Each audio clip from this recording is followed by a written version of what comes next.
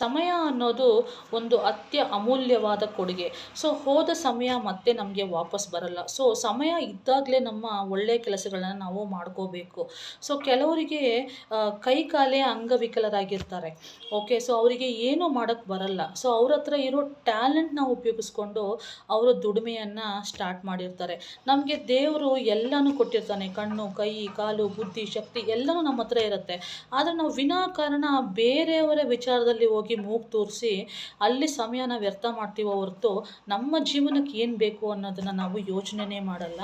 So ಇವ್ರ ಮನೇಲಿ ಅವ್ರ ಹೆಂಡತಿ ಇದ್ದಾಳಾ, ಅವ್ರ ಮನೇಲಿ ಅವ್ರ ಗಂಡ ಇದ್ದಾನಾ, ಸೊ ಇವಳಿಗೆ ಎಲ್ಲಿಂದ ದುಡ್ಡು ಬರುತ್ತೆ, ಇವನಿಗೆ ಎಲ್ಲಿಂದ ದುಡ್ಡು ಬರುತ್ತೆ, ಇವಳು ಕೆಟ್ಟವಳು, ಅವನು ಕೆಟ್ಟವನು, ಇದನ್ನು ಮಾತ್ರನೇ ಯೋಚನೆ ಮಾಡ್ತೀವೋ ಹೊರತು ನಮ್ಮ ಜೀವನಕ್ಕೆ ಏನು ಬೇಕು ಅನ್ನೋದನ್ನು ನಾವು ಯೋಚನೆ ಮಾಡಲ್ಲ. ದಯವಿಟ್ಟು ಸಮಯನ ವ್ಯರ್ಥ ಮಾಡದೆ ನಿಮ್ಮ ಜೀವನಕ್ಕೆ ಏನು ಉಪಯೋಗ ಆಗುತ್ತೋ ಅದ್ರ ಬಗ್ಗೆ ಮಾತ್ರ ಆಲೋಚನೆ ಮಾಡಿ.